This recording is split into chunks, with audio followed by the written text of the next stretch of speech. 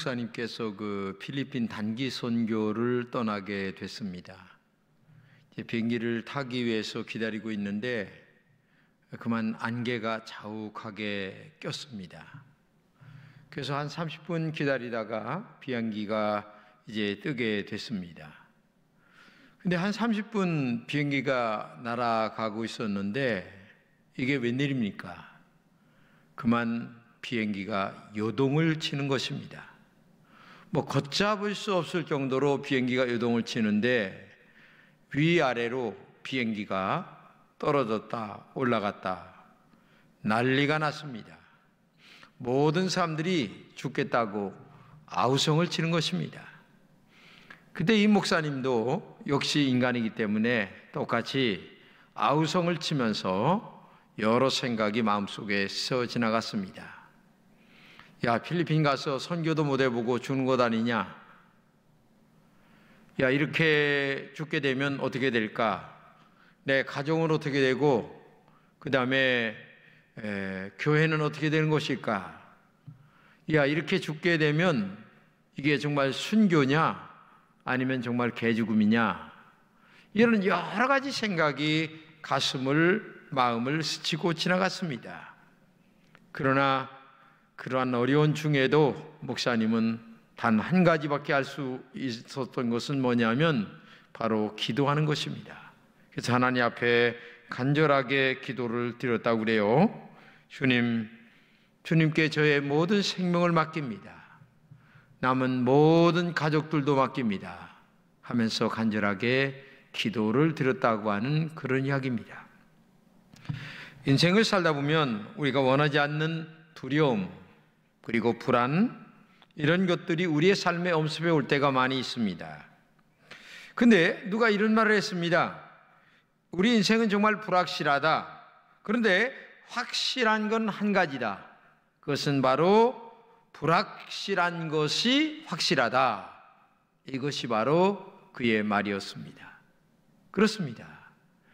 아무리 확실한 것처럼 보여도 내일에 대한 불확실한 것이 우리의 인생입니다. 그래서 요즘 현대인들의 이런 그 불확실한 심리, 불안한 심리를 이용하여 산업이 하나가 잘 뜨는 산업이 있다고 하는데 그게 뭐냐면 불안산업이라고 하는 이야기입니다. 불안산업은 사람들의 이 불안한 심리를 이용하여 돈을 버는 그런 사업을 얘기하는데 이를테면 운세업 같은 것입니다. 이게 점집이 잘 된다는 겁니다. 점쟁이들이 돈을 굉장히 많이 번다는 얘기입니다.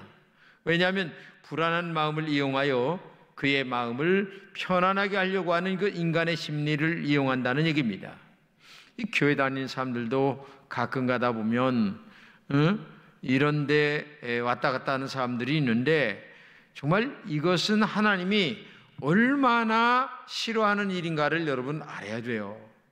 그래서 여러분과 제가 어려움과 고난이 있을 때에 기도하는 마음 그리고 하나님께 모든 것을 위탁하는 마음이 우리에게 있어야 된다. 이걸 꼭 기억해야 될 것입니다. 오늘 본문의 내용은 이런 겁니다. 예수님께서 오병이어의 기적을 일으키셨습니다. 그 오병이어의 기적이라는 것은 대단한 거죠. 오병이어의 기적을 일으키고 난 다음에 제자들을 먼저 배를 태우고 갈릴리 바다 건너편으로 가게 만드셨습니다. 왜냐하면 이 오병이어의 기적을 일으키고 보니까 많은 군중들의 마음이 야, 이 사람이 우리의 대장, 우리의 왕이 되면 좋겠다라고 하는 그 심리적 현상을 알고 있었기 때문에 군중들을 흩으시고 그리고 제자들을 멀리 보냄으로 말미암아 그리고 그런 그 세속적인 욕망을 끊어버리기 위한 하나의 방편으로 예수님께서 그렇게 하셨다고 볼 수가 있는 거죠. 그런데 문제가 생겼습니다. 예수님의 제자들이 배를 타고 건너가는데 밤 사경이로 얘기하고 있죠. 배를 타고 가는데 풍랑이 일어나는 겁니다. 근데 풍랑 속에서 이상한 흰 물체가 물 위를 저벅저벅 걸어오는 겁니다. 정말 두려움이 컸습니다.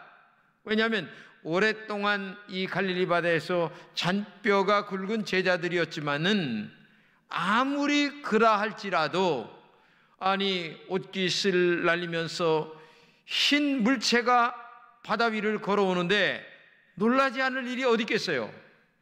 평생을 갈릴리 바다에서 살아왔지만은 이런 일은 처음으로 겪는 일이기 때문에 제자들의 마음은 두려움으로 가득했습니다. 그래서 자기도 모르게 이런 소리가 튀어나오는 겁니다. 야, 유령이다.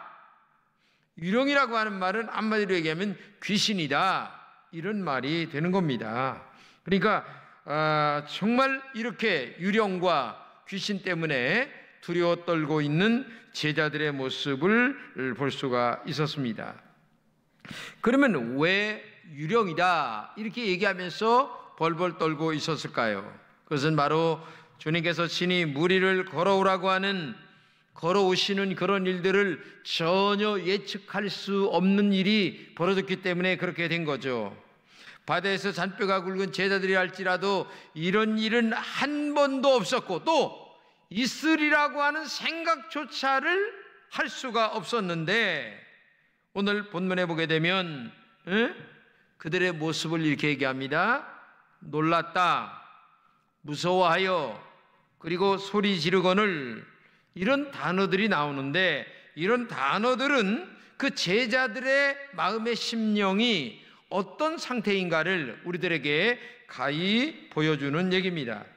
제자들은 배가 이리저리 크게 흔들리는 가운데 예수님도 없이 죽게 되었구나 라고 하는 마음으로 얼마나 두려워했나를 가히 우리가 짐작해 볼 수가 있다 생각이 되는 겁니다.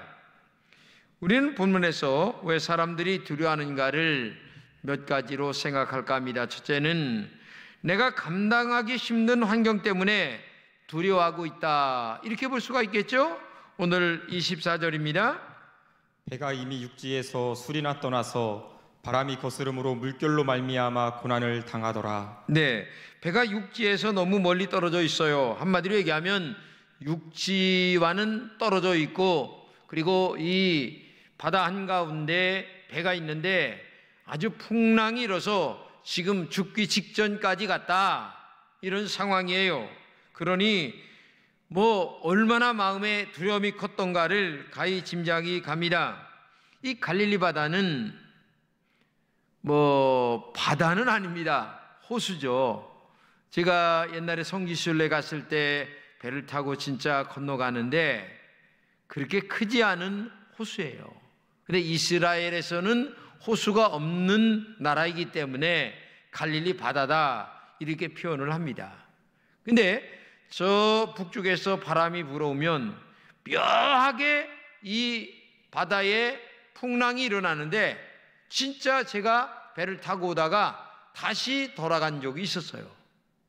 그걸 유출해 보게 되면 제자들의 이 지금 떨고 있는 모습, 그리고 그 풍랑이 일어서 배가 이리저리 뒤집히려고 하는 그 모습, 여러분 가히 짐작이 갑니다.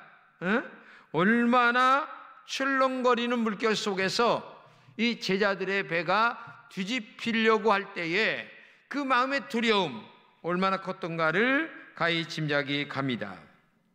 근데 여러분, 이 갈릴리 바다에 출렁거리는 이 배의 현상은, 그리고 두려움의 현상은 오늘 우리가 살아가는 우리의 인생에도 여러 가지가 똑같이 일어나고 있다고 하는 사실을 알아야 됩니다. 이 코로나19라고 하는 지금 현 상황의 이 문제는 정말 심각한 문제입니다. 왜냐하면 전문가들에 의하면 어느 전염병보다도 빨리 전염이 되는 그런 질병이기 때문에 문제가 된다고 하는 얘기입니다. 급속도로 퍼진다고 하는 얘기입니다. 지금 8,600명이 확진자가 넘었습니다. 그리고 사망자가 94명에 달합니다. 기하급수적으로 환자 사망자가 증가하고 있습니다. 인공지능이 아무리 발달했다 할지라도 이것을 잡을 수가 없어요. 지금 외국 같은 경우 이탈리아나 스페인 같은 경우는 얼마나 기하급수적으로 늘어나는가를 가히 짐작할 정도가 아닐 정도니까 정말 얼마나 두려운가를 우리가 알 수가 있죠. 그뿐만이 아닙니다. 결국 이러한 어려움의 문제는 오늘 우리들의 문제로 연결된다고 하는 사실을 알아야 됩니다. 인간관계가 두렵습니다. 사람 만나기가 두려워요. 왜? 내가 저 사람 만나서 감염이 될까? 그래서 거리를 보게 되면 너무 한산합니다. 한산하다 못해 음산합니다. 사람이 없는 거리, 여러분 한번 생각해 보세요. 옛날에 정말 우리가 사람을 만나 웃음을 나누고 밥을 함께 먹으면서 함께 찬양을 나누는 그 기쁨과 행복, 일상의 생활이 너무너무 그리워지는 그런 삶인 것을 우리가 느껴지게 됩니다. 이렇게 음산한 삶 속에서 사람들은 많은 두려움 속에 있습니다. 왜냐? 이렇게 경제가 안 돌아가는데 나에게 물질의 문제가 찾아와 카드빚을 갚지 못한다면 얼마나 큰 문제가 있을까? 직장을 잃을까? 아니면은 정말 이러다가 가족 구성원에 어려운 문제가 생기는 것은 아닐까? 라고 하는 여러 가지의 생각들이 그 마음에 두려움을 가져올 수밖에 없는 상황이라는 것을 우리가 압니다. 이러한 외적인 환경, 전적으로 다른 환경 때문에 나에게 두려움이 생긴다라고 하는 것을 우리가 볼 수가 있겠습니다. 두 번째는 앞날을 예측하기 어렵기 때문에 두려운 것입니다. 오늘 본문 25절입니다. 밤 사경에 예수께서 바다 위로 걸어서 제자들에게 오시니. 네, 밤 사경이라고 하는 말은 새벽 3시에서부터 6시를 얘기합니다. 근데 밤 3시에서 6시가 얼마나 어두컴컴한가 여러분 아시잖아요. 눈으로 어떤 물체를 확인할 수가 없어요. 이게 진짜인지 아닌지 뭔지를 분명하게 확인할 수가 없다는 얘기입니다. 확인할 수가 없다고 하는 말은 다른 말로 얘기하면 불확실한 내 인생의 미래가 있다, 그런 말이에요. 다른 말로 얘기하면 내 미래가 불확실하다, 내 장래가 잘 보이지 않는다, 내 인생의 미래가 불확실하다, 그런 말이에요. 여러분, 코로나19 때문에 지금 나라가 경제가 너무나 어려우니까 내가 직장 다니다가 잘릴까? 잘리게 되면 어떻게 될까? 내 가정의 문제, 내 자녀의 문제, 이런 불확실한 미래 때문에 얼마나 많은 사람들이 마음에 고심하고 있는가를 우리가 알 수가 있습니다. 미래가 불투명하기 때문에 많은 사람들은 두려움에 떨고 있다는 얘기입니다. 인생의 어두운 밤을 나홀로 이렇게 지내고 있다고 하는 불투명한 오늘의 이 현실 자체를 놓고 많은 사람들이 정말 불안해하고 떨고 있고, 그리고 답답한 마음을 간직하지 않을 수가 없다, 이렇게 볼 수가 있는 거죠. 그리고 세 번째는 사건보다 두려운 마음이 더 두렵다는 얘기입니다. 오늘 26절입니다. 제자들이 그가 바다 위로 걸어오심을 보고 놀라 유령이라 하며 무서워하여 소리 지르거늘. 네, 이 유령이라고 하는 말은 다른 말로 얘기하면 귀신이라고 하는 얘기죠. 귀신은 우리의 육안으로 볼 수가 없죠. 물체가 잘 안 보이니까 귀신처럼 생각하고 두려워 떠는 것입니다. 우리는 두려워하고 있는 대상이나 그 사건 자체보다도 우리 마음 속에 있는 이 감정, 두려운 감정, 마음의 이 어려운 감정이 더 큰 문제라고 보는 거죠. 어느 분은 이런 말을 했습니다. 진짜 질병은 공포심이다. 맞는 얘기입니다. 1930년도에 미국의 대공황이 왔을 때 일입니다. 그때 루스벨트 대통령은 이런 말을 했어요. 불황에 대한 두려움보다 더 무서운 것은 두려움에 대한 생각이 더 두려운 존재다. 그러니까 불황이라고 하는 문제 있습니다. 근데 그 불황을 바라보는 인간의 두려운 마음이 더 큰 문제라는 얘기입니다. 우리가 두려움의 문제 삼는 가장 중요한 이유는 우리가 두려워하고 있는 대상도 두렵지만은 대상에 그 나타나는 현상 때문에 우리 마음 자체가 위축이 되고 우리 마음 감정이 파괴되고 우리 마음 감정이 더 두려워지는 것 자체가 문제가 크다고 하는 그런 얘기입니다. 여러분의 인생 삶 속에 무엇이 두려워하고 있습니까? 코로나19로 말미암아 나도 감염이 되어 확진 판정을 받지 않을까라고 하는 두려움도 있습니다. 그래서 나도 폐렴으로 가지 않을까, 이런 두려움이 우리 인간에게는 있게 마련이죠. 이 험한 세상 속에서 내 자녀에게, 내 부모에게 어떤 어려운 문제가 오지 않을까라고 하는 두려움도 있습니다. 또 아까도 얘기했지만은 경제 한파가 몰아칠 때에 내 미래에 대한 직장은 어떻게 될까라고 하는 두려움이 엄습해 오는 것들은 사실입니다. 그래서 이 불황 속에, 이 불황의 숲 속에, 이 불황의 바다에 나도 털썩 주저앉아 내 인생의 끝이 여기가 아닌가라고 하는 그 마음의 두려움 속에서 허덕이는 것이 우리들의 현실이라고 하는 사실을 우리가 알아야 된다는 얘기입니다. 그렇기 때문에 오늘도 우리는 두려움 자체보다도 그 두려움 자체에서 나오는 내 감정의 두려움, 현실 내 마음의 두려움, 위축된 마음, 이런 것들이 훨씬 더 큰 어려움의 문제다. 이것을 우리가 생각해 봐야 될 것입니다. 이렇게 두려워하는 제자들에게 예수님께서 오늘 용기와 힘을 주시는 아주 귀한 말씀을 하십니다. 오늘 27절 말씀이죠. 예수께서 즉시 이르시되 안심하라, 나니 두려워하지 말라. 네, 여기서 이 안심하라 라고 하는 말이 중요한 말입니다. 담대하라, 용기를 가져라, 이런 말이죠. 이 두려움에 빠진 자들의 마음을 먼저 안심시키는 예수님이십니다. 그래서 제자들과 지금까지 함께 하셨고 지금 이 갈릴리 바다에 떨고 있는 제자들에게 나니 두려워 말라, 내가 여기 있다, 내가 너희 곁에 지금 있지 않냐, 그러니까 두려워하지 말아라, 이렇게 지금 위로의 말씀을 주시는 것을 볼 수가 있어요. 그러면 우리 인생의 두려움을 어떻게 극복하며 살아갈 수 있을까요?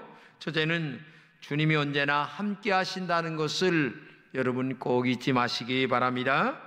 제자들은 주님께서 이 풍랑 속에서 제자들을 도울 수 없다라고 마음에 생각했을 거예요.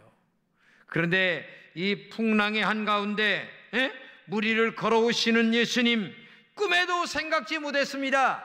그런데 실제 예수님은 꿈에도 생각지 못한 그 일을 스스로 하시면서 무리를 걸어오시는 예수님이심을 우리에게 말씀해 주고 있어요. 오셔서 뭐라고 말씀하십니까? 안심하라, 나다, 걱정하지 말아라, 두려워하지 말아라, 분명하게 말씀하고 있잖아요. 그때 배짱 있는 베드로가 나섰습니다. 28절 29절입니다 베드로가 대답하여 이르되 주여, 만일 주님이시거든 나를 명하사 물 위로 오라 하소서 하니 오라 하시니 베드로가 배에서 내려 물 위로 걸어서 예수께로 가되. 네, 이 풍랑으로 인하여 두려움 가운데 있는 베드로는 소리쳤습니다. 만약에 진짜 예수님이시라면 나를 오라고 말씀해 주세요. 여러분, 베드로의 믿음도 대단하죠. 그러니까 저쪽에서 응답이 오는 거예요. 예수님께서 오라! 딱 말씀하시는 거예요. 그러니까 이 베드로가 그 말씀에 의지하여 배에서 바다로 걸어가는 것입니다. 저벅저벅 물 위를 걸어가는 역사가 나타났어요. 담대하게 예수님을 바라보며 믿음으로 걸어갔더니 물 위를 걸어가는 기적의 역사가 나타난다는 거예요.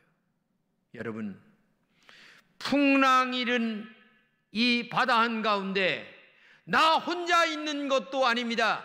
예수님이 함께 하십니다.